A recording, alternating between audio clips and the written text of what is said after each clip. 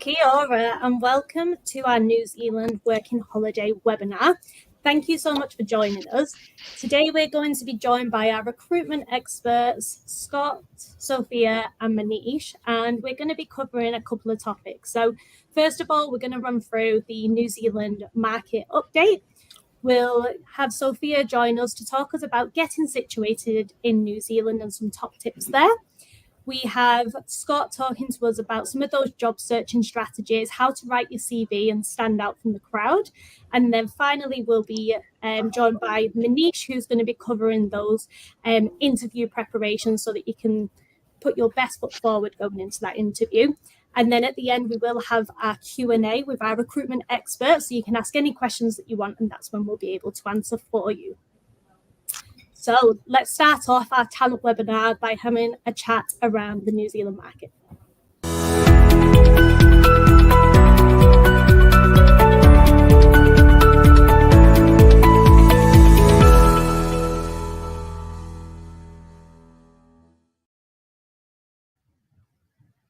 Okay, so we'd love some stats and figures. So first we're going to have a little bit of a look at the New Zealand migration.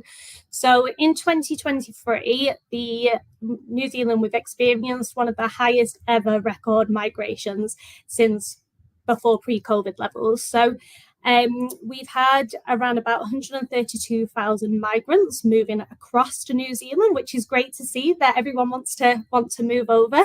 And at the end of last year, we did have our New Zealand government come into play, and we've already started to see a couple of those changes across immigration. So a few of those changes that we've seen in the market is we have started to see that there is a little bit of an increase in some of the application fees for some of the visas. So it's just something to have a look into if you are looking to go from your working holidays into your work visas and residency and that kind of thing. We've also seen that there is a bit of an increase in terms of the median wage, and that's come into place since February 2024. So this isn't across all visas, but it is across some. So it's worth having a look at in terms of what you need to be paid to be able to be supported within your visa application. We have seen that there is a new parents visitors visa. So basically it's extended out how long the parents of migrants coming over can actually stay in New Zealand. So it's worth checking that out if you are looking to get your mum and dad across as well. And then I think one of the big changes, which is really going to help international students, is that the visa where you were only able to work 20 hours whilst in term time has actually now been increased to 24 hours a week. So it does mean that you're able to get a few more hours in there, which one helps with the money side, but two, I also think that helps with actually being able to find employment because you're able to be a little bit more flexible on that front. And then finally, we have seen a creation of some new visas. So we have got a new visa category called the Global Growth Tech Residency Visa. And that's really they've put that in play to attract some of those kind of like high-skilled tech candidates that want to come over to New Zealand to really kind of boost the economy. We have started to see a little bit of a change in the New Zealand market. So we are moving slightly away from that candidate-led market into a little bit more of an employer-led market. So we are still seeing a skill shortage in some areas. However, it is a case that we do need to be putting our best foot forward. Temporary visa holders still hold a very good place because whereas there are changes in the market, sometimes businesses are looking to bring in people on a temp basis just to fill some of those kind of like projects whilst they're recruiting for permanent hires. And that process is taking a little bit longer at the moment because there are a few more applicants in the market. So we will look at our next graph, which takes us into job application numbers. So towards the end of last year and coming into 2024, we've seen a huge change in the market. So what we can see here is obviously COVID, we saw a reduction in terms of how many jobs were advertised across New Zealand. And then we saw this really quick rise out of it, which was where there was a definitely candidates market. There was a lot of jobs out there for us to choose from. and we are now slightly on that decline again. So there's around 172,500 jobs that have been advertised across New Zealand. And we have started to see a little bit of an increase in terms of how many applications there are. So since January, it has increased by about 54% in our application numbers, and that's across the whole of New Zealand. So it can be put down to a couple of factors. So the first is Kiwis had their Christmas break, and it's the new year, new me. So they're back on the market and they're having a look at what they want to do next within their career. The other thing that we have started to see is there are a couple of businesses are looking at their structures, having a few changes. So there are a couple of redundancies in the market and bringing people looking for work. And I think the final thing is what we touched on at the start, with migration numbers being at an all-time high. So it does mean that there's a few more people out there who are looking for positions. So what does that mean for you guys as job seekers? So it just means that we need to be putting our best foot forward. And that's why we're here today, just so that we can give you a couple of tips and tricks around that.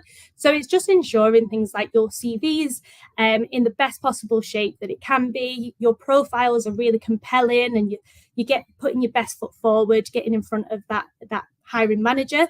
And then sometimes it's also just being a little bit creative in terms of how you can you can showcase your experience and what you can bring to a role that isn't just a piece of paper, and getting past that application line. We're going to move over to having a little look at New Zealand's unemployment rate. So we have seen a slight increase in the New Zealand unemployment rate. So at the end of the third quarter last year, we were sat at around about 3.9%. At the end of the final quarter, we had rose a tiny bit, and that was to 4%. So it's slightly lower than predictions, which is great news. So we were predicted to be sat at about that 4.3%. So we've not quite seen that shift in the market just yet. In terms of what this means, though, it all summarizes together. We're moving into a competitive market. So as I've touched on a couple of times already, it's definitely about putting your best foot forward. And there's a couple of things that you can do. So it's just looking at how you can demonstrate your skills, your qualifications, your experience, and how you can stand out from other candidates in the market. So a few little bits that I'll touch on right now, and I won't go into too much detail because I know the guys have got quite a bit to cover on their end. But it's really looking at how you can tailor your applications. So it's really important for you to tailor your application for that specific job. We're no longer in the market where you can just send your CV out to everyone and hope you get a call back. You really need to just be spending a little bit more time on those applications.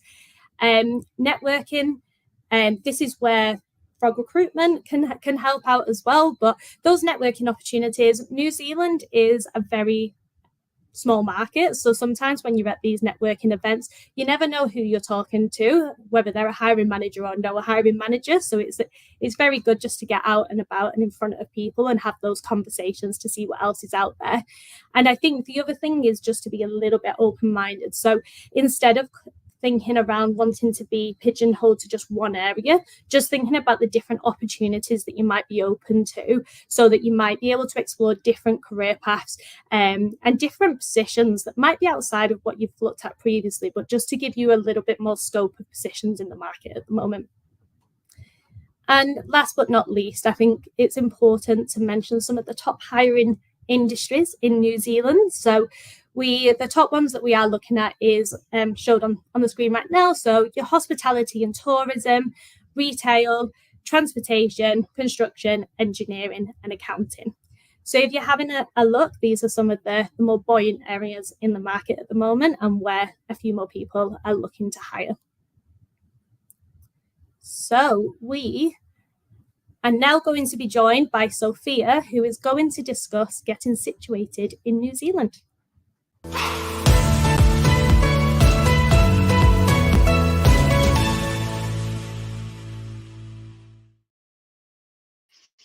Thanks, Kirsty.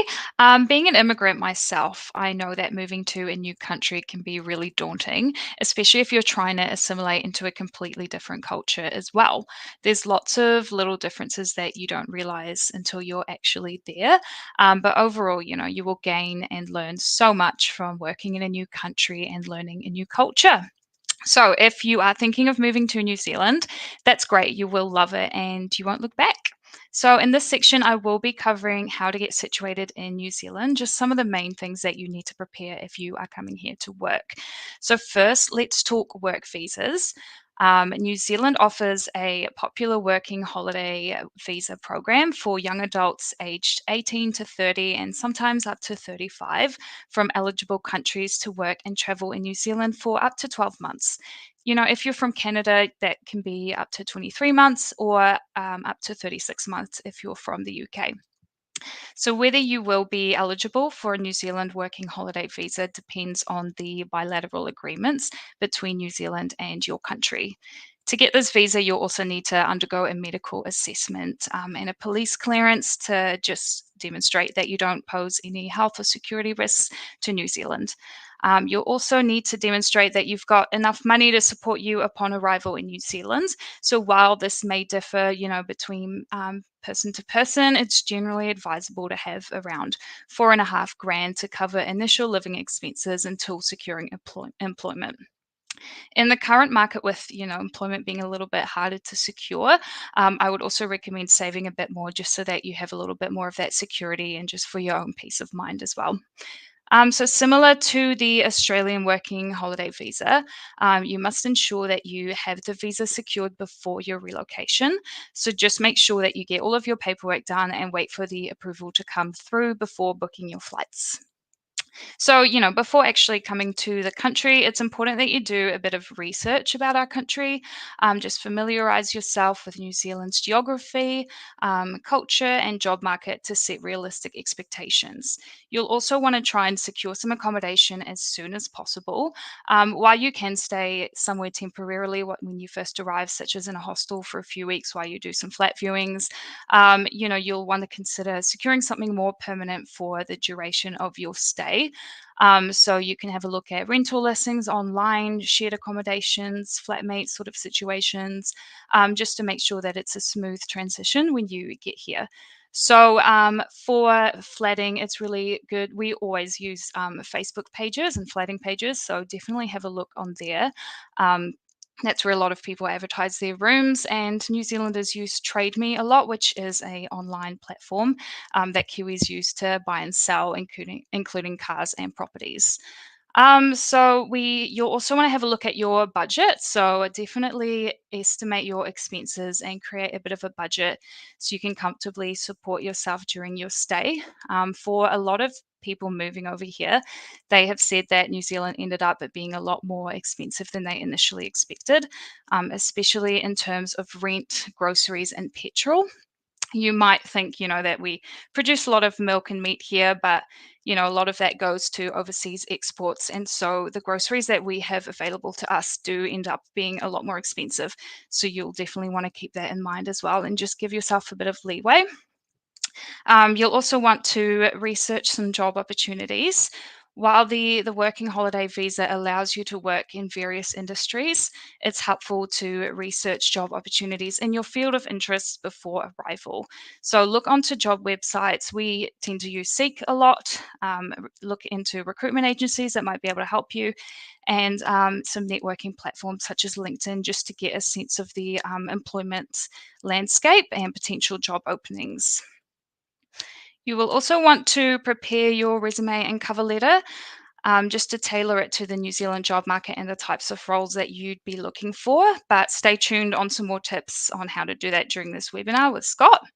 And then if you drive, you'll need to apply for an international driver's license in your home country before coming over so that you can drive here. So in New Zealand, a lot of people don't know this, but it's pretty crucial to have a car because a lot of us smaller towns don't actually have public transport, and Auckland isn't a very walkable city. So, I mean, if you're moving to Wellington, you can get away with not having a car, but just definitely look into getting an international driver's license. Cool. So now we're going to talk about, you've arrived in New Zealand. What do you do now? So it's always a good idea to start off by setting up a bank account so that you can access your money. So yeah, definitely have a look at all the different banks and see their offerings to find one that suits your needs the best. Be sure to bring along the necessary documents, such as your passport and proof of address, and anything else that you'll need to set up your account. You'll also need to sort out your tax code. So this isn't, tax isn't the most exciting part of your adventure in New Zealand, but it's a crucial step. So as a working holiday maker, you are subject to New Zealand's taxation laws. So you'll need to get an IRD number, which is an Inland Revenue Department number. So it's essential for employers to deduct the correct amount of tax from your wages, essentially. And you can just apply for this, after you've arrived in New Zealand online, but it's always good to get that out of the way as soon as possible so that, you don't have any delays in your employment. And then you'll obviously want to get a phone number. So, in today's connected world, it's going to be important that you have a New Zealand phone number for, when you're job hunting. It's good to have a New Zealand number on your CV. When you're arranging accommodation, people are going to want to call you and do references. And when you are just accessing essential services just in general. So consider getting a prepaid SIM card when you arrive, which offers the flexibility without tying you into a long-term contract. So we've got a few different mobile providers with competitive plans that you can look into. And one of the big reasons why you should get set up with a phone number is so that recruiters can call you and help you in your job hunt. So another important thing to do is familiarize yourself with the public transport here in New Zealand if you are, living in a bigger city.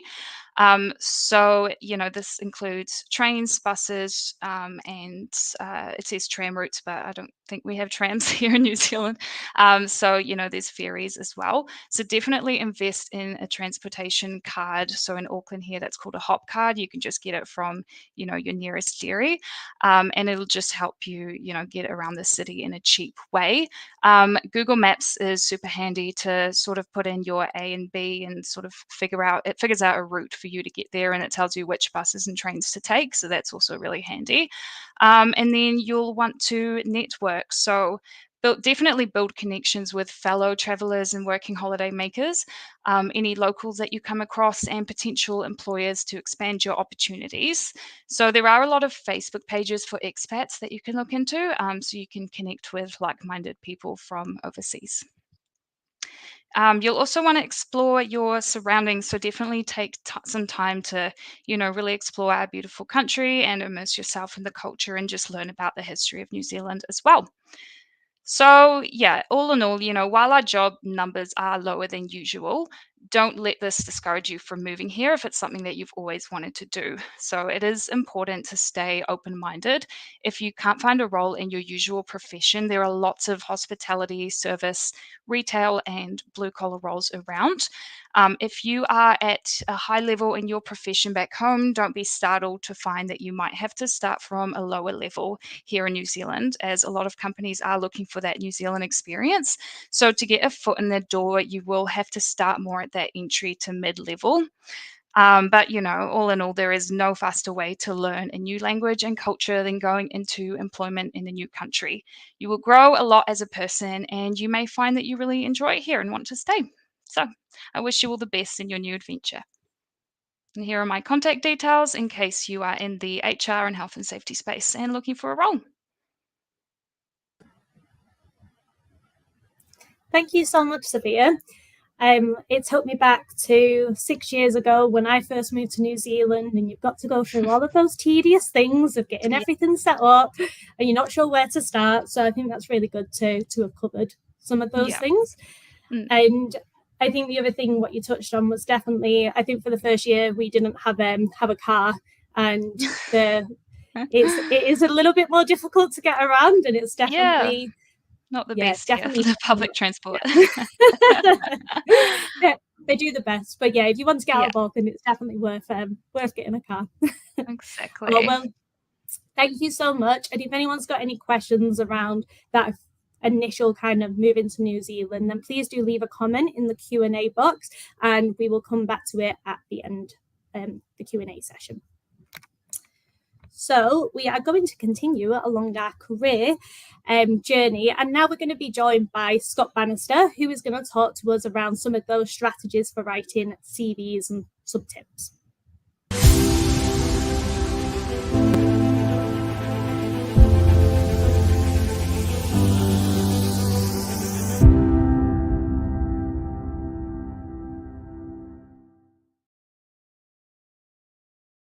Thank you, Kirsty. So what we're going to speak about now is your CV, tailoring it to the job search you're doing, and just going over some job search strategies. So what you need to do with your CV is focus on the relevance. So New Zealand employers value targeted applications. So tailor your CV to each job, highlight your skills and experience relevant to the advertised position. The length of the CV does matter. So in some other countries, a short CV is probably preferred. In New Zealand, as it's a little bit more relaxed, 2 or 3 pages of CV is probably preferred. So use the space wisely, focus on your achievements and quantifiable results. Try to keep it in a simple word format. And for my sanity, please don't put it all down into boxes. How I would structure the CV, I would put the contact details clear at the top and keep it professional. Have a profile, so keep it again clear, professional. Introduce yourself and what your career goals are. Use your skills, so list your technical and soft skills that are relevant to the job. In regards to the work experience, make it so that it is in the correct order. So your most recent work will be at the top of the CV, working its way down. Showcase your achievements, any specific examples you've been doing in the field that you're applying for. Education and qualifications. So just list what education you've got, any achievements in there, diplomas and degrees. Also, I would put in there an optional section. So this would include things like your voluntary work, any awards or publications that demonstrate a well-roundedness within the industry. If you're over here on a working holiday visa, I would perhaps recommend putting down your visa details in regards to the expiry date of your visa and what type of visa you're on, as well as any restrictions within that visa. So if you can only work at a certain client or a certain place for 3 months, 6 months, or if there's no restrictions on that visa at all. Keywords are key. Sounds like a really weird thing to say, but a lot of people who are putting adverts up use a system called an applicant tracking system. So they look for keywords within CVs and applications, and they match it to the job. So what you want to do is highlight those keywords throughout your CV. And yeah, that's really it on the CV front. Now, how do you go about the job search? So target the right job. So there are certain adverts on or sites and systems that you can use to help you find jobs. So careers.gov.nz is a good one to start with, as well as 𝐸𝐸. These are probably the 2 bigger ones that we can use in New Zealand. 𝐸𝐸 being the largest one. Network, as Sophia mentioned in the previous talk through, connect with professionals on LinkedIn, attend industrial events, and don't underestimate the power of informational interviews. So what an informational interview is a meeting in which you are looking for career advice rather than going in there and asking for a job. Craft a compelling cover letter. So not as sort of relevant to a temporary job where you've seen a job on 𝐸𝐸 and it's advertised for 2 weeks work. Maybe we don't need a cover letter for that. If you've seen a fixed term contract for 6 months, 9 months, then definitely do that cover letter. Personalize it to your application. Briefly explain why you'd be a good fit for the role and highlight key achievements within your CV. One of the most important things once you're searching for the role you've put your application is prepare for the interview. So research the company that you're interviewing with. Have a look, see if there's anything online about any potential interview questions. Practice your answers. If you have to ask yourself a question, then answer it in the mirror. Then so be it, or sit down over a coffee with a friend and just ask them if they can interview you. Focusing on your skills and experiences with the STAR method, which is situation, task, what the action was, and then the result. Be Kiwi friendly. New Zealanders probably value authenticity and a can-do attitude over the hard skills of your experience. Be confident, articulate your answers, and demonstrate your passion for the role. As Sophia said, being in New Zealand on a working holiday visa can be fun and a challenging experience, especially when it comes to finding employment. However, partnering with a reputable recruitment company such as Frog Recruitment, I put my teeth in, significantly ease the transition and enhance your job searching. We've got a network of clients who can help you find your next job, basically.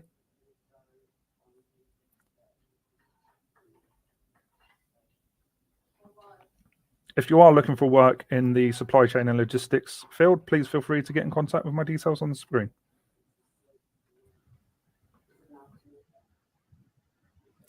Thank you so much for that, Scott. Yeah, I remember when coming, obviously we're both from the UK, coming over in the UK, interviews are very structured, very corporate, very professional. So it was a little bit different coming in for a Kiwi interview and having it be a little bit more relaxed, a chat, trying to get to know you. So yeah, there are a few cultural changes across the board. Yeah, definitely. Coming from a company that's based in London to the more relaxed style over in New Zealand is just night and day. Yeah, 100%.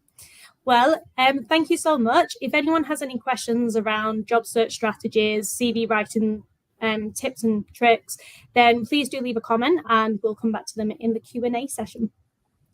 So last but not least, we are joined by Manish Ravikumar to discuss our interview preparation and cultural adaptation.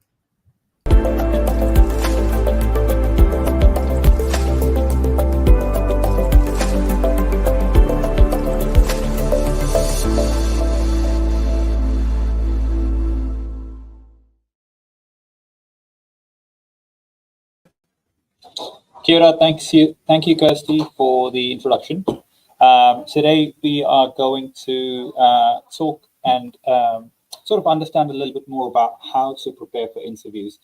Obviously, interviewing works differently in different countries. So if you're moving to New Zealand, you might want to understand what really works in New Zealand and what New Zealand hiring managers are looking for when they interview you. I look after the permanent and contract services within property, so there'll be a little bit of specialized information on here, but I have tried to make it as general as possible to cover any area that you wish to work in. Cool. So we are going to start with interview preparation. So now you've done the hard work, your CV has been reviewed and your skills are a good match and you've got the interview. Before you go in for the interview, there might be a couple of things that you might want to prepare. So you put your best foot forward. Obviously, you are going to prepare for the interview, and the more prepared you are, the better the outcome is going to be. First, you're going to start by researching the company. So you're going to see what their mission and their vision is, what their values are, products, services. Also, a very good tip is seeing who the hiring manager is and all the executive leaders within the company, where they've worked previously. So if you can find some common interests with the people who are interviewing you, you're able to establish a little bit of a rapport immediately before you go into the interview. The second one is you're going to practice some common interview questions. So every interview starts with a little bit of a small talk. This is where you establish that rapport and you can bring forward your personability. So some of the common interview questions would be, why are you interested in this role or company? And this one might be a bit further down the interview, but in one way or the other, the interviewer will ask you what your strengths are, what your weaknesses are. When answering questions like this, most people get a bit vague, and they say, for instance, I can work very well in a team, or I'm a really hard worker. These are all great traits, and of course they expect these traits from you.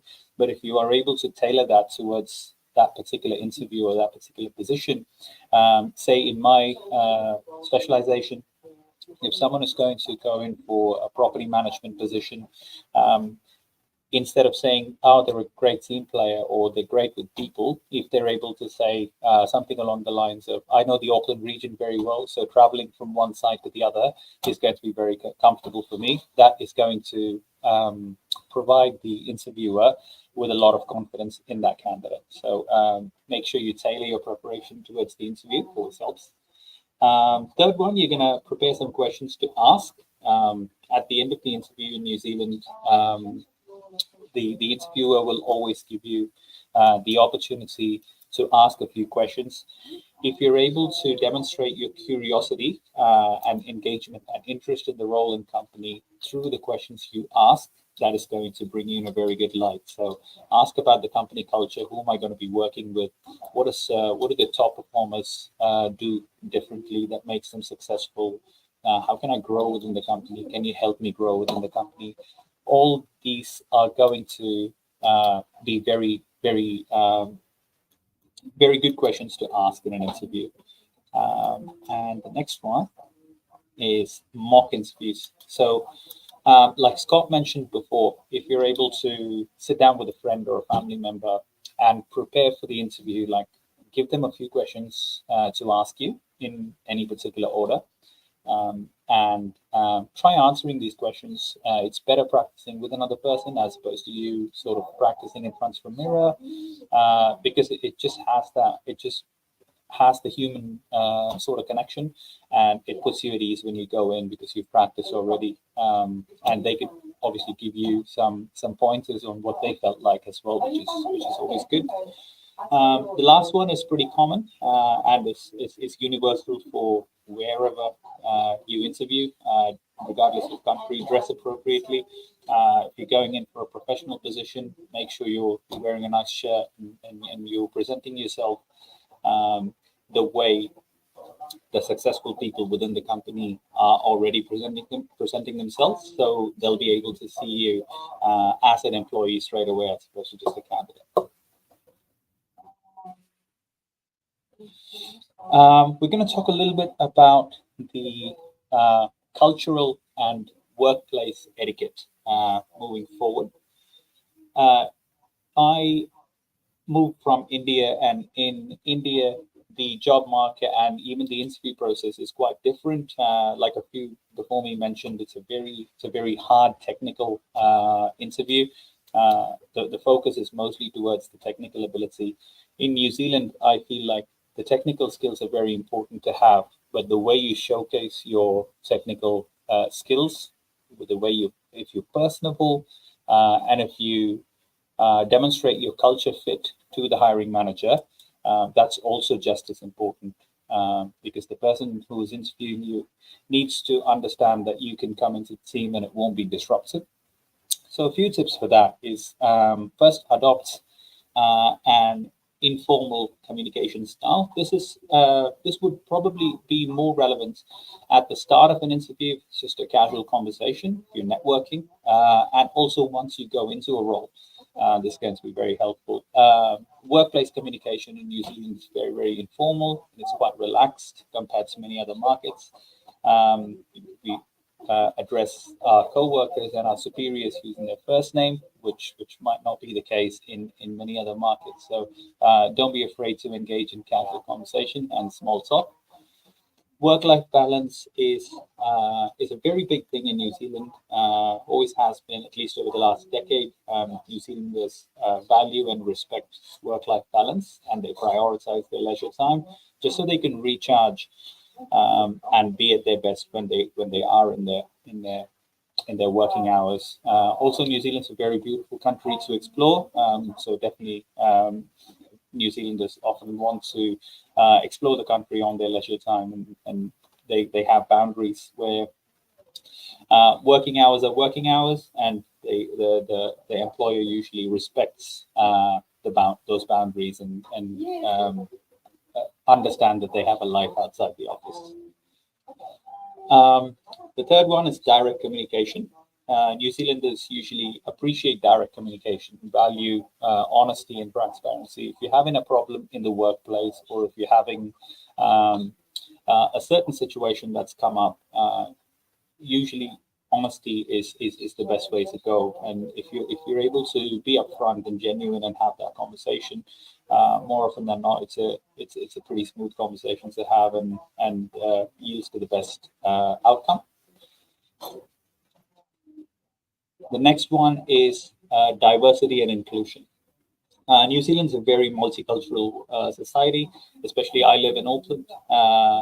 There's people from everywhere in the world, especially in the central business district.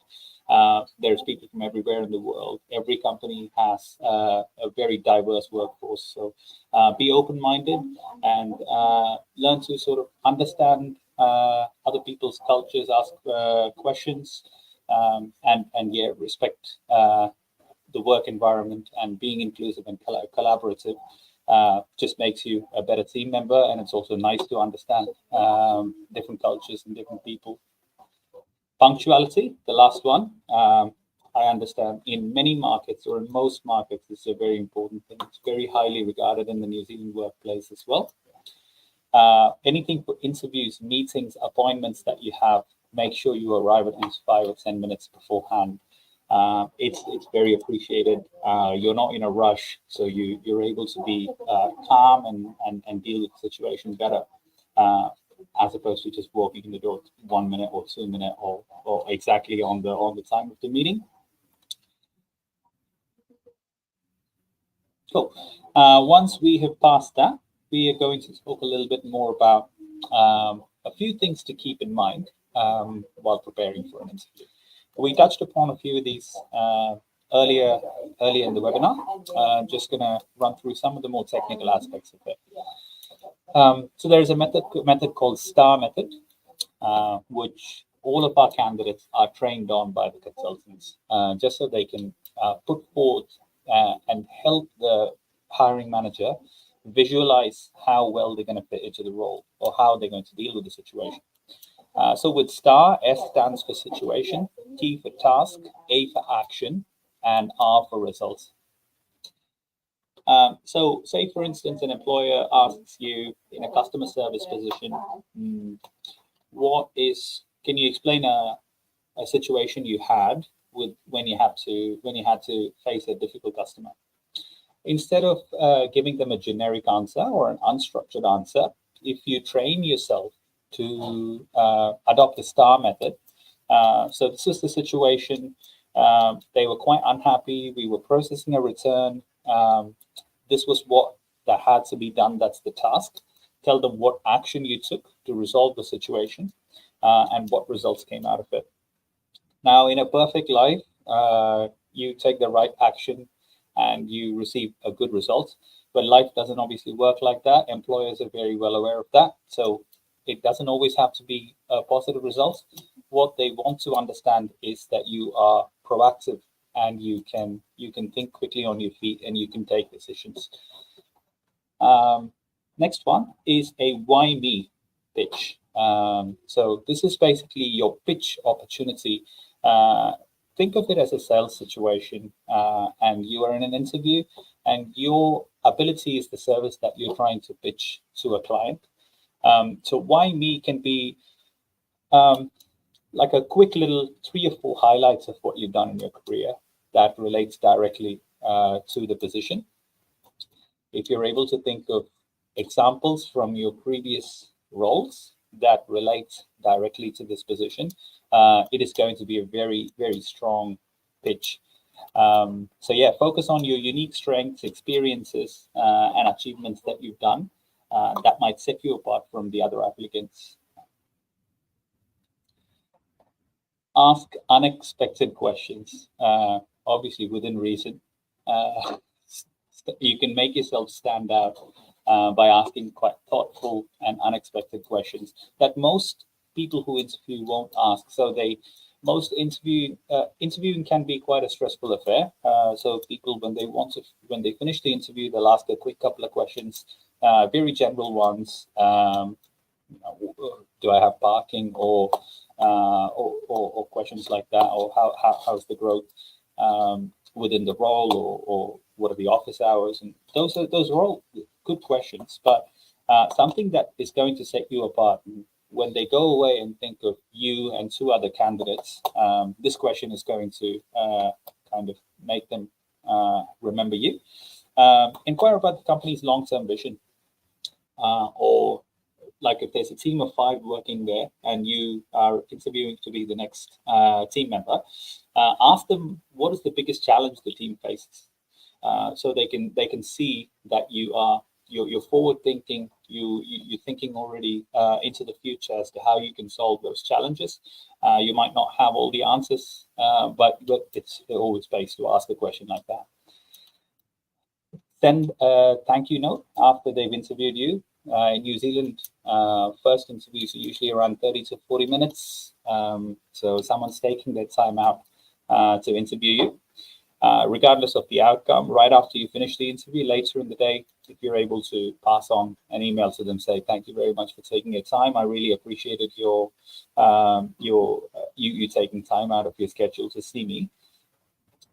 That can leave quite a lasting impression. It's a very nice gesture. Our company, Frog Recruitment, we also have our own interview guide that covers job seekers' sort of interview journey, from preparing for an interview, what you're supposed to do during an interview, and how to conduct yourself once the interview is done. To learn more about this, visit our website, frogrecruitment.co.nz. That is all about interview preparation. Get in touch with me if you are in New Zealand already looking for opportunities. I look after the permanent side of the business with property and sometimes sales positions as well. My details are on the screen. If you have any questions, get in touch with me. Thanks, Manish. Got a bit of a haircut since that photo. Yes, I have. Just a touch, but no, thank you so much. I really enjoyed the questions at the end, because I know sometimes when we're in that interview, we're very keen to kind of sell ourselves and make sure they want us to have the job, but sometimes we forget about what we want out of a position as well. So I think some of those tips that you've gave just kind of really helps people build what that position is going to be that they're going to get themselves into. Yeah, of course.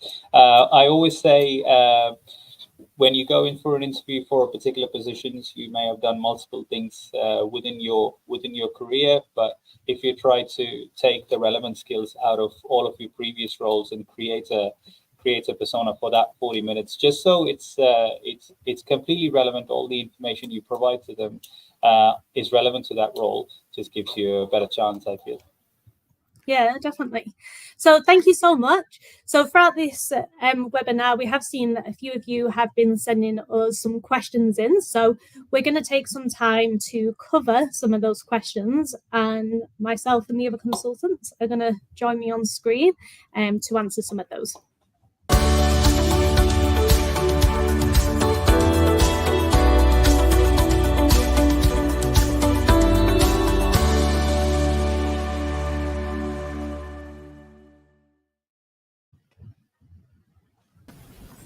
Brilliant. So we are going to get Jacob to help us in the background, put some of those questions up on the screen. So first of all, what type of impact has the new New Zealand government had on working holiday people's job search? Who would like to take this one? I can go. So with National coming in, before they were elected, they said that they wanted to make some changes to the working holiday visa, and they wanted to, increase the age from 30 to 35 and increase some of the applications coming through being approved. The sort of impact that would have on people's job search is obviously it would make the market a little bit tighter for you to find a role if there are more people on that sort of visa in the temporary workspace. But obviously it's great to give everyone a chance, but that's sort of what I've seen around. Perfect. Yeah, I would 100% agree. I think also it's definitely made it easier for people who are wanting to come across and take on a new position in New Zealand. Obviously, as we saw, it does mean that there's a few more people coming in, so it's just made a few more applications in the market as well. So from Matthew, we've got, does Frog Recruitment sponsor people coming over, or do you need to have working rights before coming over? Scott, do you want to take this one? Yeah, of course. So, we don't sponsor people coming over, I'm afraid. So you do need to have the working rights to work in New Zealand. We do have some clients that will help with the sponsorship, but as a company ourselves, we unfortunately won't be able to assist with getting you that sponsorship. Brilliant. Yeah, I think if you can apply for a working holiday visa, that's obviously the easiest way in, and then that gives you a temporary visa.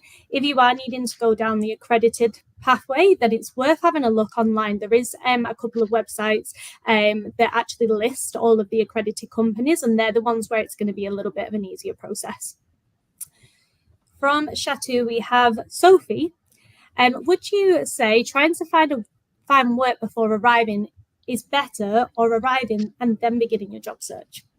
So what I would recommend is to survey the job market and have a look at what sorts of roles are around. Maybe try and get in touch with some recruitment agencies that work on the temporary front and see if you can get, anything lined up. But your best chances are going to be when you're actually here, you have a New Zealand address on your CV and you have a New Zealand phone number. That's just going to tell the person who's employing or going through the CVs, oh, this person's going to be way easier to contact and they'll be able to start when I need them. So a lot of temporary positions, they need someone to start, as soon as possible, or just in a very short time frame.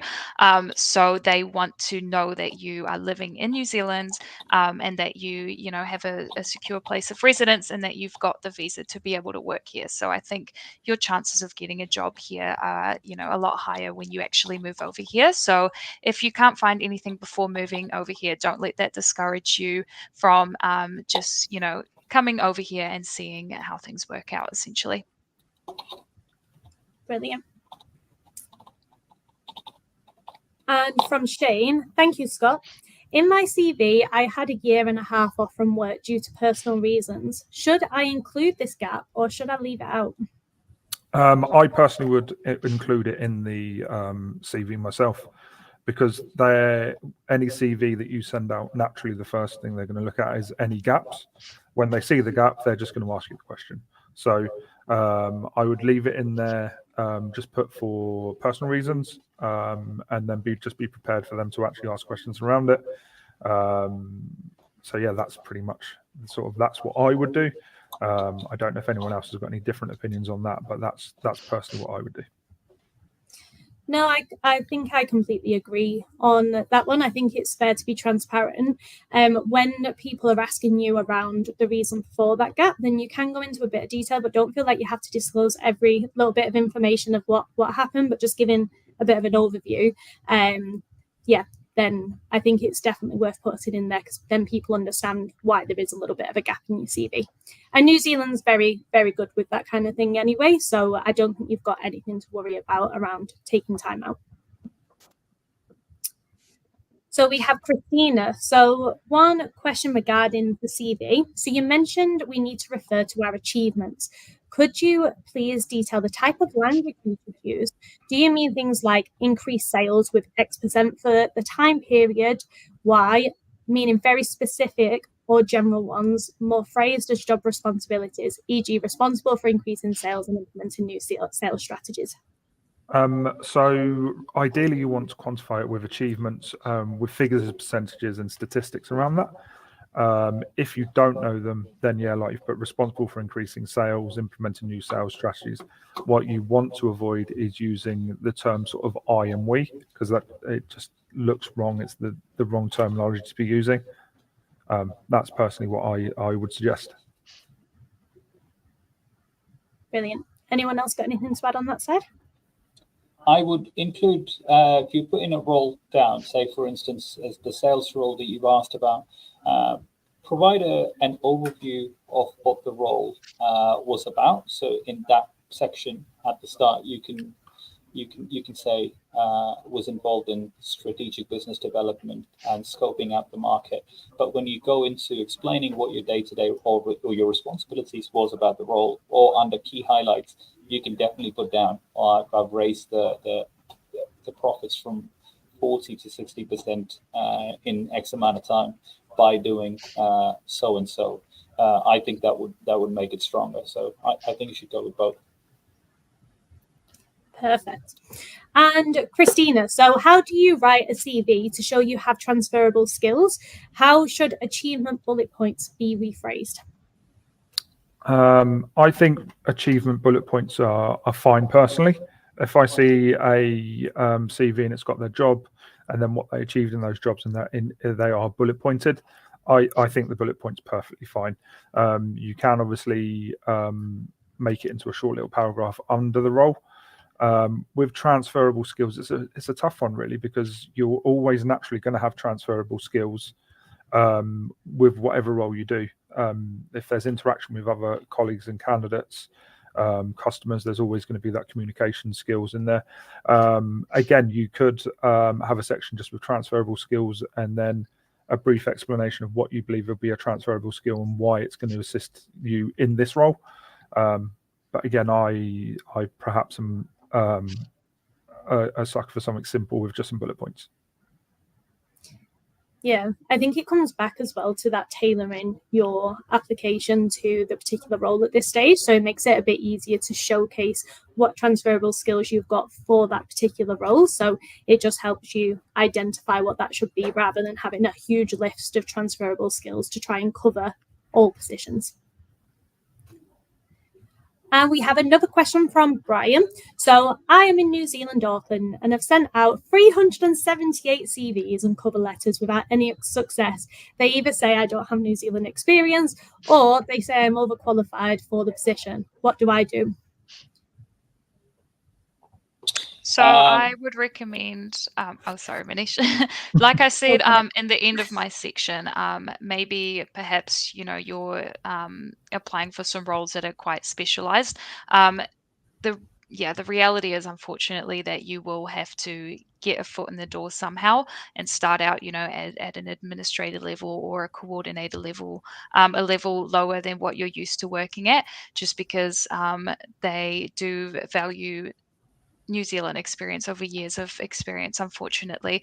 And because our candidate market is so saturated at the moment, there's a lot of people feeling this way and experiencing this where, they're applying for a lot of things and the hiring manager is quicker to pick someone with New Zealand experience just because they'll be able to hit the ground running. So I would definitely recommend going in at a lower level or applying for some other roles, outside of your usual profession, in areas where people may lack staff, such as hospitality and blue collar roles or retail or anything else really, just to, have some sort of work experience in New Zealand. Manish, you were going to jump in. Did you have anything extra to add? Yeah, quite similar. I was going to say the harsh reality being you might have to start at a level that's lower to yours. Also, if you're applying for 2 or 3 or 5 different types of roles with the amount of CVs you've sent out, you may have been applying for a large variety of roles. So obviously tailoring your CV, if you're a sales candidate and if you're sending out a CV to account management positions, make your CV all about account management so they understand you're a specialist. And if you're sending it out to business development roles, make it all about how you've gone out and acquired new business, because most sales roles will be a mix of both, and you would have done one or two or both in every role. That's just one of the examples. Also, get in touch with a recruitment consultant who might be able to get you into the market with a temp or a contract role, which might be a little bit under your level, or even could be on the same level, but it will be 3 to 6 month role that's going to get you into the market, where you can network with different people, you can make more of the role that you go into, and there's many options from there. So that will be a good start for you, Brian. Yep, 100% agree. And I think the only additional thing that I'd say is at the moment, there is an increase in applications. So for some roles, we're receiving kind of 200 to 300 applicants per position. So it's kind of, how do you make yourself stand out from those people? So it can even be, if there's a number on the bottom of the advert, just give them a call and have a conversation with them, because then they'll know you as a person rather than a piece of paper. The other thing is, you can get really creative if you want to and create a video CV. So add in a video kind of introducing yourself, a little bit around your experience. And then again, you're not just a piece of paper. It's different. We don't see it that often. So it just makes you stand out a little bit from the crowd.